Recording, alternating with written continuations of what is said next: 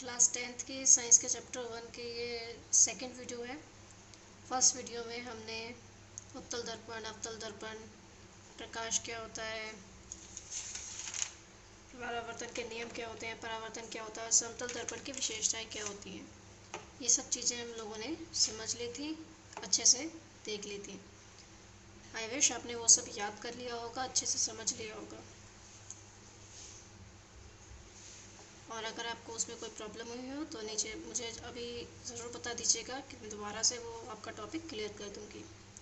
तो आज हम इस वीडियो में उसके आगे के जो भी टॉपिक है उसको क्लियर करते हैं। ठीक है, हमारा आज का टॉपिक है प्रतिबिंब। प्रतिबिंब यानी इमेज। प्रतिबिंब क्या होता है?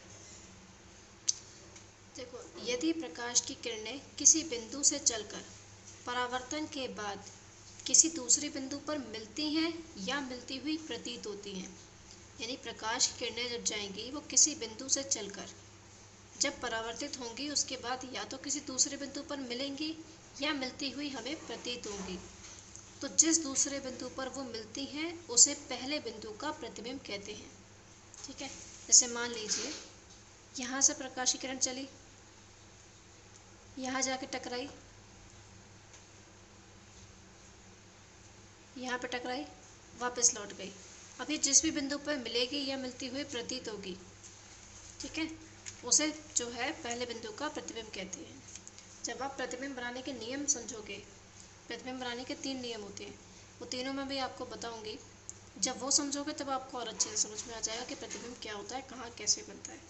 ठीक है, अब प्रतिबिंब होता 2 प्रकार का है।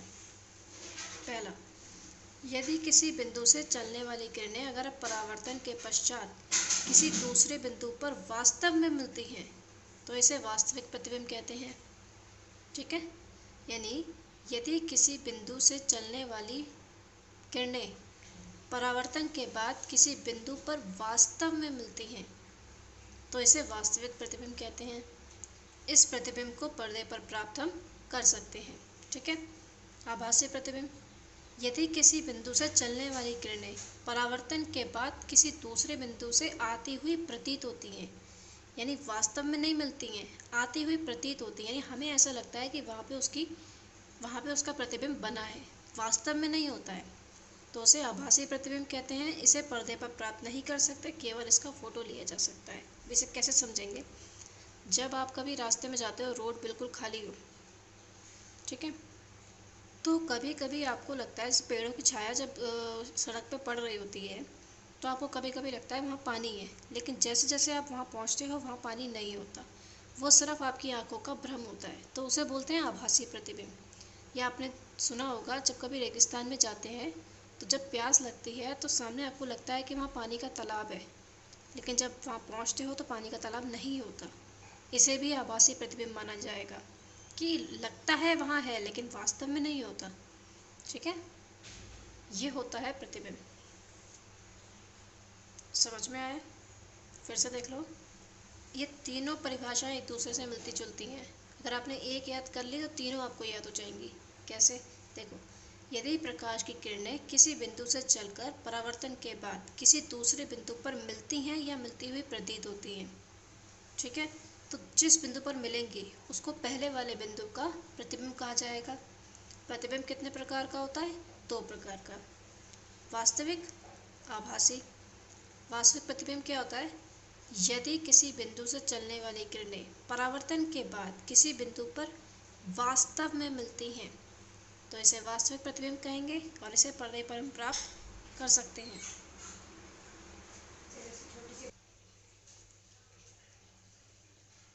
आभासी प्रतिबिंब, यदि किसी बिंदु से चलने वाली किरणें परावर्तन के बाद किसी दूसरे बिंदु से आती हुई प्रतीत होती हैं, इसे आभासी प्रतिबिंब कहते हैं और इसको हम पर्दे पर प्राप्त नहीं कर सकते, केवल इसका फोटो ले सकते हैं। ठीक है, अगला टॉपिक देखते हैं। अगला टॉपिक है हमारा गोलीय दर्पण से संबंधित परिभाषाएं। मैंने आपको बताया उत्तल अवतल दर्पण क्या है, गोलीय दर्पण का भाग होते हैं। अब इससे संबंधित परिभाषाएं, यानी वक्रता केंद्र क्या होता है, वक्रता त्रिज्या क्या होती है, ध्रुव क्या होता है, दर्पण का द्वारक क्या होता है, मुख्य अक्ष क्या होता है, मुख्य फोकस क्या होता है, फोकस दूरी क्या होती है, ये सब चीज़ें। तो इसको हम चित्र की सहायता से समझेंगे। ये देखिए चित्र बनाए, ये जो है ये आप हाथ से बना सकते हो, अगर आपके पास चूड़ी है तो उससे बना सकते हो, अगर आपके पास चांदा है, प्रोटेक्टर है, तो आप उससे बना सकते हो। ठीक है, इसका बिल्कुल सेंटर का पॉइंट लिया हमने और ये लाइन खींची है हमने। ठीक है, उसी पे हमने केंद्र लिया है, उसी पे फोकस लिया है। अब देखो होता क्या है, जो ये गोलीय दर्पण है, ये गोलीय दर्पण का भाग है, इसका जो मध्य बिंदु होगा, ठीक है, वही हमारा ध्रुव होगा। क्या होगा? ध्रुव।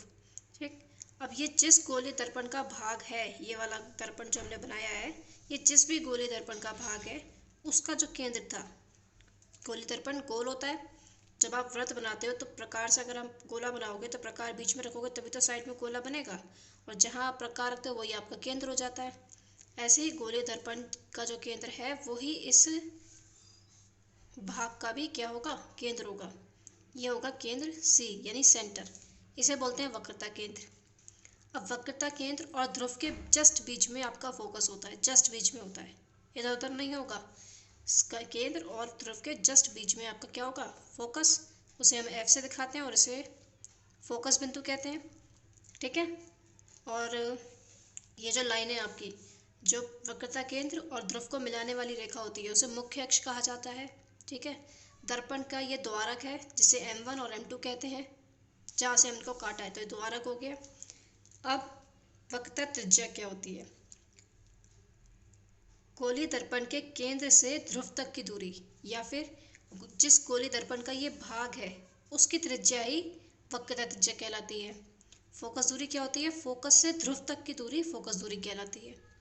ठीक है, समझ में आया? इसका जो सेंटर होता है दर्पण का ये वाला, उसको ध्रुव बोलते हैं, और जिस दर्पण का ये भाग है उसका केंद्र वक्रता केंद्र कहलाता है। केंद्र और ध्रुव को मिलाने वाली रेखा मुख्य अक्ष कहलाती है। केंद्र और ध्रुव के बीच का बिंदु फोकस कहलाता है। फोकस से ध्रुव तक की दूरी फोकस दूरी कहलाती है। केंद्र से ध्रुव तक की त्रिज्या वक्रता त्रिज्या कहलाती है। चित्र के साथ समझ में आ गया? अब आते हैं इसकी थ्योरी पे। पहला, वक्रता केंद्र, उस गोले का केंद्र जिसका दर्पण भाग है, मैंने अभी आपको बताया, जिसका ये भाग है उसका केंद्र जो होगा वो ही क्या कहलाएगा? वक्रता केंद्र। और इसे हम किससे प्रदर्शित करते हैं? सी से प्रदर्शित करते हैं, क्योंकि सेंटर। वक्रता त्रिज्या क्या होती है? उस गोले की त्रिज्या जिसका दर्पण भाग है वक्रता त्रिज्या कहलाती है। और त्रिज्या किससे दिखाते हैं हम? आर से। ध्रुव क्या होता है?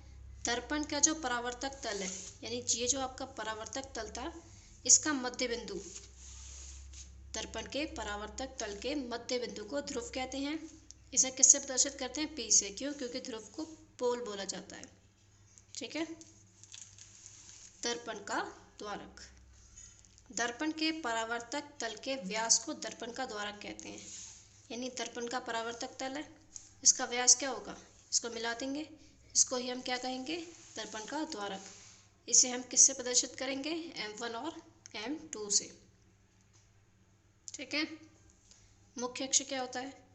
दर्पण के वक्रता केंद्र तथा ध्रुव को मिलाने वाली रेखा, मैंने अभी आपको बताया केंद्र और ध्रुव को मिलाने वाली रेखा को क्या कहते हैं? मुख्य अक्ष कहते हैं। मुख्य फोकस क्या होता है? दर्पण की मुख्य अक्ष के समांतर आने वाली प्रकाश की किरणें। देखो, मान लीजिए ये आपका दर्पण है, इसका मुख्य अक्ष ये है, इसके समांतर आने वाली किरणें, यानी इसके समांतर जो किरणें जाएंगी, जब आप प्रतिबिंब के नियम पढ़ोगे तो उसमें आएगा, यानी इसके समांतर कोई किरणें अगर जा रही हैं तो वो यहाँ से टकराने के बाद जिस भी बिंदु से वापस जाएंगी, यहाँ से टकराई वापस गई, उन्होंने मुख्य अक्ष को जिस बिंदु पे काटा उसे ही मुख्य फोकस F कहा जाता है। ठीक है, देखिए, दर्पण के मुख्य अक्ष के समांतर आने वाली प्रकाश की किरणें दर्पण से परावर्तन के पश्चात मुख्य अक्ष के जिस बिंदु पर मिलती हैं या मिलती हुई प्रतीत होती हैं उसे दर्पण का मुख्य फोकस कहते हैं। इसे F से प्रदर्शित करते हैं। फोकस दूरी क्या होती है? मैंने आपको बताया मुख्य फोकस से ध्रुव तक की दूरी, तो ध्रुव से मुख्य फोकस तक की दूरी को फोकस दूरी कहते हैं। इसे हम किससे प्रदर्शित करते हैं? F से प्रदर्शित करते हैं। ये आपको पता होना चाहिए किसको क्या कहते हैं और किससे प्रदर्शित करते हैं, क्योंकि जब आप इसके न्यूमेरिकल करोगे तब ये चीज़ आपको बहुत हेल्पफुल रहेगी। आपको पहले से पता होगा तो आप जल्दी सीख जाओगे। तो एक बार इसकी परिभाषा फिर से देख लो। वक्रता केंद्र क्या होता है, वक्रता त्रिज्या क्या होती है, दर्पण का द्वारक क्या होता है, मुख्य अक्ष क्या होता है, मुख्य फोकस क्या होता है, और फोकस दूरी क्या होती है। और इसके एक चित्र देख लीजिए। आप वीडियो को पॉज कर लो या स्क्रीनशॉट ले लो, तब इसका चित्र बना लेना। वरना डिस्क्रिप्शन में आप चेक किया करो। जब देखो डिस्क्रिप्शन कहीं को चेक करना कैसे नहीं आएगा, जब आप ये वीडियो देखते हो तो वीडियो का टाइटल लिखा होता है कि क्लास 9th चैप्टर 1 एक्सरसाइज 1। उस पर जब आप क्लिक करते हो तो नीचे थोड़े बहुत खुल के आता है डिटेल्स में कि इसमें क्या बताया गया है। वहीं पे नीचे एक लिंक दिया है जिस पे मैंने लिखा हुआ है कि यहाँ से आप इसकी PDF डाउनलोड कर सकते हो। उस पर जैसे ही आप क्लिक करोगे तो आपकी PDF खुल जाएगी और डाउनलोड करने का ऑप्शन रह जाएगा। आप उसको जब चाहो डाउनलोड करके देख सकते हो। ठीक है, और ये वीडियो यूट्यूब पे रही है तो आप कभी भी इसको दोबारा से रिपीट करके देख सकते हो। और ये अगर आपको फिर से एक बार में समझ में ना आए तो दोबारा देखा करो, तिबारा देखा करो, जिससे आपको अच्छे से सारे कॉन्सेप्ट क्लियर हो जाए एक ही बार में। ठीक है, और यहाँ से कहीं वीडियो डिलीट नहीं होगी। आपके फ़ोन में अगर सेव होती तो वो डिलीट होने का डर रहता है कि कभी डिलीट हो जाए, कोई डिलीट कर दे गलती से। तो यूट्यूब पे पड़ी हुई है, लिंक आपको मिला हुआ है। नहीं लिंक मिला, आपका लिंक अगर मिस भी हो जाता है, आप वहाँ पे सिर्फ नाम डाल दो, दीक्षा छाबड़ा, DEEKSHACHHABRA। बता देती हूँ मैं आपको, आप उसमें स्पेलिंग करेक्ट डालिएगा। दीक्षा छाबड़ा आप नाम जैसे ही एंटर करोगे वहाँ पे चैनल ओपन हो जाएगा, मेरी फ़ोटो लगी हुई है, आप देख लीजिएगा। और वहाँ आपको प्लेलिस्ट में जाइएगा। प्लेलिस्ट में जाने के बाद वहाँ पे आपको बहुत सारी प्लेलिस्ट मिलेंगी। मैंने इंग्लिश ग्रामर की वीडियोस डाली हुई हैं, मैंने साइंस की, मैथ की, 8th 9th 10th तीनों की। 8th की साइंस की नहीं है, 8th की मैथ है, 9th की मैथ साइंस है, 10th की मैथ साइंस है। तो जो वीडियो आपको देखनी हो आप उस पर क्लिक करना और आपको वो वीडियो दिख जाएगी। ठीक है, चलो। और पसंद आ रही है वीडियो, समझ में आ रहा है तो लाइक करो। ठीक है, कई बच्चे क्या करते हैं, देखा बस चल दिए, देखने के बाद लाइक तो कर दो जिससे पता चल जाए हाँ आपको वीडियो पसंद आई। ठीक है, तो उसको लाइक किया करो और चैनल को सब्सक्राइब किया करो, वीडियो को शेयर भी किया करो। चलो अब अगला टॉपिक देखते हैं। अगला टॉपिक है हमारा दर्पण की वक्रता त्रिज्या यानी R और फोकस दूरी यानी F में संबंध। इन दर्पण की वक्रता त्रिज्या यानी R और फोकस दूरी F में क्या संबंध होता है, ये हमसे पूछा है। तो जब दर्पण का द्वारक वक्रता त्रिज्या की अपेक्षा छोटा होता है, यानी त्रिज्या बड़ी हो और द्वारक छोटा हो, तो फोकस दूरी वक्रता त्रिज्या की आधी होती है। आपको सिंपल यही याद रखना है कि वक्रता त्रिज्या और फोकस दूरी में क्या संबंध होता है। दर्पण की जो वक्रता त्रिज्या फोकस दूरी होती है वो वक्रता त्रिज्या की आधी होती है, यानी F = R/2। F क्या होता है, फोकस दूरी, R क्या होती है, वक्रता त्रिज्या। तो ये आपसे अति लघु में पूछा जाएगा कि दर्पण की वक्रता त्रिज्या और फोकस दूरी में क्या संबंध होता है। तो आप लिखोगे दर्पण की वक्रता त्रिज्या फोकस दूरी की आधी होती है, या फिर दर्पण की जो वक्रता त्रिज्या होती है, नहीं मैंने अभी गलत बोला, दर्पण की जो फोकस दूरी होती है वो वक्रता त्रिज्या की आधी होती है। इसको दूसरे शब्दों में आप बोल सकते हो, दर्पण की जो वक्रता त्रिज्या है वो फोकस दूरी की दुगनी होती है। यानी आप इसको ऐसे भी लिख सकते हो, R को यहीं रहने दो, 2 इधर चला जाएगा, 2F, R = 2F, इस तरीके से भी लिख सकते हैं। ठीक है, अब है गोलीय दर्पण के लिए फोकस दूरी तथा दर्पण के वस्तु और प्रतिबिंब की दूरियों में संबंध। यानी गोलीय दर्पण के लिए फोकस दूरी यानी F, दर्पण से वस्तु और प्रतिबिंब की दूरी। देखिए दर्पण से वस्तु कहाँ रखी है उसकी दूरी होती है U, और प्रतिबिंब कहाँ रखा है बनेगा उसकी दूरी होती है V। फोकस दूरी को क्या बोलते हैं, F, दर्पण से वस्तु की दूरी को बोलते हैं U, प्रतिबिंब की दूरी को बोलते हैं V। तो तो इनमें क्या संबंध होता है यू वी एफ में? तो एक ही संबंध होता है दर्पण में, चाहे वो उत्तल दर्पण हो चाहे वो अवतल दर्पण हो। तो 1/f equals to 1/v plus 1/u। या आप u को पहले लिख लो, v को पहले लिख लो, तो कोई डिफरेंस नहीं पड़ेगा, ठीक है। अब जहाँ पे f क्या होती है, दर्पण की फोकस दूरी, v क्या होती है, दर्पण से प्रतिबिंब की दूरी, और u क्या होता है, दर्पण से वस्तु की दूरी। यानी जब किसी चीज़ का प्रतिबिंब बनेगा तो उससे वस्तु कितनी दूरी पर रखी है, प्रतिबिंब कितनी दूरी पे रखा है, ये चीज़ जैसे देखिए, मान लीजिए ये आपका दर्पण है, ठीक है, ये इसका मुख्य अक्ष हो गया, ये ध्रुव हो गया, ये इसका केंद्र हो गया, और केंद्र ध्रुव के बीचों बीच में क्या हो गया, फोकस, ठीक। अब देखो मान लीजिए हमने वस्तु यहाँ रखी, ये हमारी वस्तु रखी है। वस्तु से जब प्रकाश की किरणें मुख्य अक्ष के समांतर जाएंगी, यानी इसके समांतर जाएंगी, ये परावर्तक तल पे पड़ी, आर पार तो निकलेंगे नहीं, परावर्तित यानी वापस लौटेंगी, ये थोड़ी यहाँ से वापस लौट जाएंगी, नहीं, ये फोकस से वापस जाएंगी, ठीक है, ठीक है। अब ये जहाँ भी मिलेगी, जहाँ भी मिलेगी, जहाँ भी इसका प्रतिबिंब बनेगा, मान लीजिए इसका प्रतिबिंब यहाँ बना,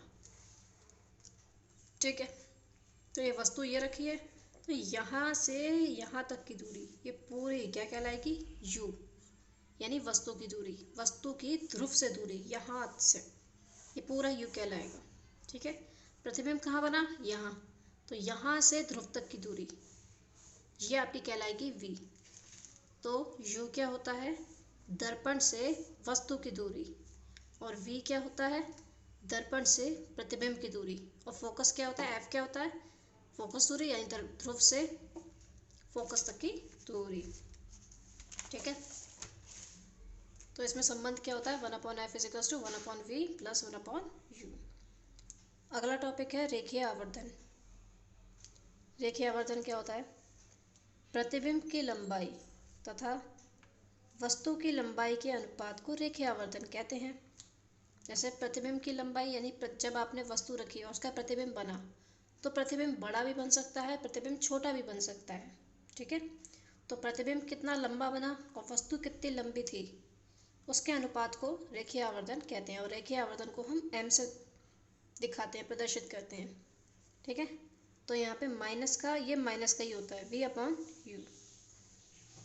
अब एक चीज़ और, अभी आप कहोगे v जो है, अभी आपने बताया दर्पण से प्रतिबिंब की दूरी होती है, तो यहाँ तो प्रतिबिंब की लंबाई है, तो देखो होता क्या है, m इजिकल्स टू माइनस का v/u भी होता है, और m इजिकल्स टू माइनस का y2/y1 भी होता है। y2 क्या होती है, प्रतिबिंब की लंबाई, और y1 क्या होती है, प्रतिबिंब वस्तु की लंबाई। रेखीय आवर्धन प्रतिबिंब बटे वस्तु होता है। अब वो चाहे प्रतिबिंब की लंबाई हो चाहे प्रतिबिंब की दूरी हो, जैसे आप न्यूमेरिकल आएंगे, ये तो अभी तो थ्योरी है, न्यूमेरिकल में इसका जब यूज़ होगा तो वो आपको अगर लंबाई के बारे में कहेगा तो आपको ये फॉर्मूला लगाना है, अगर आपको सिर्फ दूरियों के बारे में आपको कहेगा और रेखीय आवर्धन पूछेगा तो आप ये फॉर्मूला लगाओगे, दोनों ही फॉर्मूले हैं, ठीक है। तो y2/y1, y2 होती है प्रतिबिंब की लंबाई, y1 होती है वस्तु की लंबाई, ठीक है। तो यहाँ आप लिख देंगे, जहाँ y2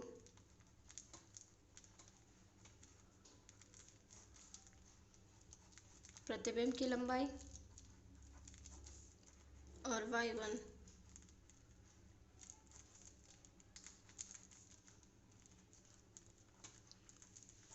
वस्तु की लंबाई, ठीक है। अगला टॉपिक देखते हैं, संयुग्मी फोकस क्या होता है। आपने अभी फोकस पढ़ा, मुख्य फोकस पढ़ा, फोकस दूरी पढ़ी, संयुग्मी फोकस क्या होता है, समझिए, बहुत ईजी है। उन दो बिंदुओं को संयुग्मी फोकस कहते हैं जिनमें एक बिंदु पर रखी वस्तु का प्रतिबिंब दूसरे बिंदु पर बनता है। मान लीजिए दो बिंदु हैं, कितने बिंदु हैं, दो। अगर हम वस्तु यहाँ रख रहे हैं तो उसका प्रतिबिंब यहाँ बन रहा है, ठीक है। यानी एक बिंदु पर रखी वस्तु का प्रतिबिंब दूसरे बिंदु पर बनता है। आगे क्या लिखा है, अर्थात वस्तु तथा प्रतिबिंब की स्थिति आपस में बदली जा सकती, स्थिति को आपस में बदला जा सकता है। यह केवल अवतल दर्पण में संभव है, उत्तल दर्पण में संभव नहीं है। यानी संयुग्मी फोकस क्या होता है, एक बिंदु पर अगर वस्तु रखी है तो उसका प्रतिबिंब कहाँ बने, दूसरे बिंदु पर, और दूसरे बिंदु पर अगर वस्तु रखी है तो उसका प्रतिबिंब कहाँ बने, पहले बिंदु पर, है ना। क्योंकि उन्होंने कहा दर्पण में अगर एक बिंदु पर रखी वस्तु का प्रतिबिंब दूसरे बिंदु पर बनता है और इनकी स्थिति को आपस में बदल सकते हैं, यानी वस्तु यहाँ रखकर प्रतिबिंब यहाँ प्राप्त कर सकते हैं। तो ये कौन से दर्पण में संभव है, सिर्फ अवतल दर्पण में, उत्तल दर्पण में संभव नहीं है। देखिए, उन दो बिंदुओं को संयुग्मी फोकस कहते हैं जिनमें एक बिंदु पर रखी वस्तु का प्रतिबिंब दूसरे बिंदु पर बनता है, अर्थात वस्तु तथा प्रतिबिंब की स्थिति को आपस में बदला जा सकता है। यह केवल अवतल दर्पण में संभव है, उत्तल दर्पण में संभव नहीं है। आगे आ जाओ, दर्पण के उपयोग क्या होते हैं। दर्पण के उपयोग, दर्पण कितने, दो, अवतल और उत्तल। देखिए, ये आपसे अति लघु में पूछा जाता है कि अवतल दर्पण के उपयोग बताओ, उत्तल दर्पण के उपयोग बताओ, ठीक है। तो अवतल दर्पण का उपयोग motor car, railway engine, steamer तथा सर्च लाइट, लैंपों में परावर्तन के रूप में तथा डॉक्टरों के द्वारा आँख, दांत, गले आदि की जांच करने में किया जाता है, ठीक है। अवतल जो आपके इस गलियों में वो लगे होते हैं लैंप, ऊपर खंभों पे रात में जो लाइटें जलती हैं उसमें, या फिर आपकी जो कार स्कूटर वगैरह होते हैं उसमें साइड में जो लैंप वो लगा होता है दर्पण, सर्च लाइट लैंप होती है, स्टीमर होता है, या फिर डॉक्टर आपके जब आँख में, दांत में, गले में कोई प्रॉब्लम हो जाती है तो उसको जांच करता है, तो उसमें सारे के सारे अवतल दर्पण का यूज़ होता है। उत्तल दर्पण क्या होता है, उत्तल दर्पण का उपयोग गली तथा बाजार में लगे लैंपों में किया जाता है तथा इसका उपयोग वाहनों के पीछे का दृश्य देखने के लिए किया जाता है, ठीक है। तो अवतल दर्पण का उपयोग क्या था, मोटर कार में, रेलवे इंजन में परावर्तन के रूप में, किसके रूप में, परावर्तन के रूप में, देखने के लिए नहीं, और डॉक्टर के द्वारा जांच आदि गले में करने के लिए। और उत्तल दर्पण का उपयोग करेंगे जो आपकी गली मोहल्लों में जो लैंप लगे हैं उसमें, क्योंकि उससे क्या होता है,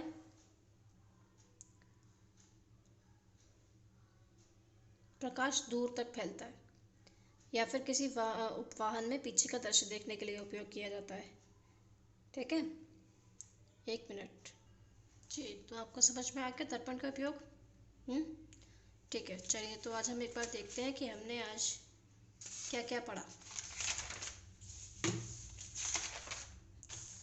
तो हमने आज शुरू यहाँ से किया था, सबसे पहले प्रतिबिंब पढ़ा। प्रतिबिंब क्या होता है, हमने प्रतिबिंब दो प्रकार का होता है, वास्तविक और आभासी, उसके बारे में पढ़ा कि वास्तविक प्रतिबिंब कैसा होता है, आभासी प्रतिबिंब कैसा होता है। फिर हमने पढ़ा गोले दर्पण से संबंधित परिभाषाएं। तो गोले दर्पण इस तरीके से बनाया था हमने, ये उसकी परिभाषाएं हैं।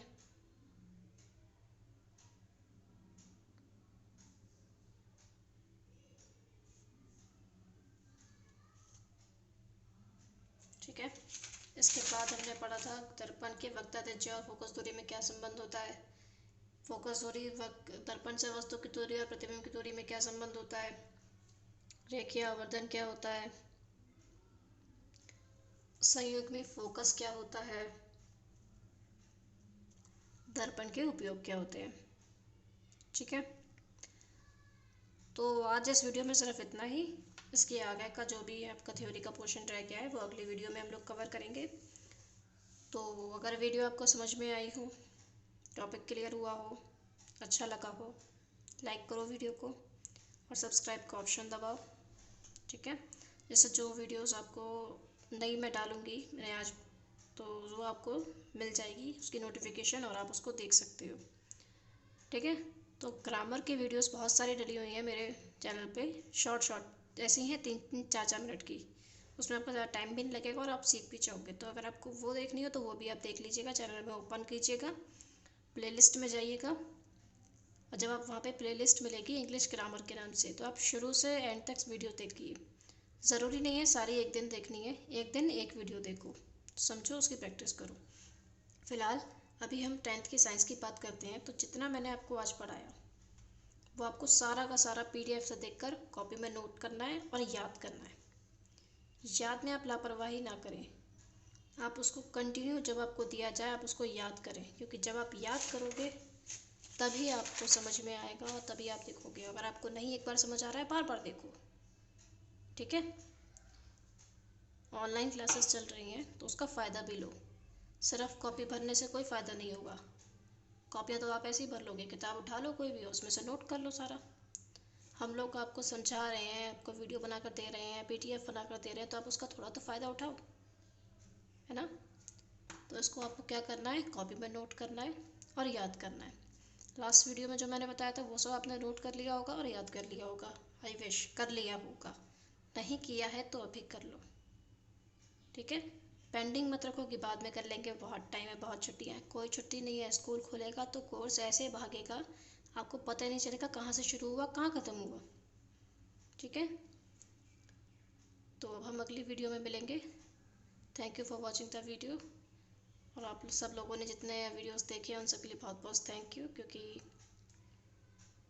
आप वीडियो देखोगे तभी तो मुझे लगा कि हाँ मुझे और वीडियो बनानी चाहिए। अगर कोई देखोगे ही नहीं तो फिर मैं वीडियो क्यों बनाऊँ, ठीक है। तो मिलते हैं फिर अगले वीडियो में, थैंक यू।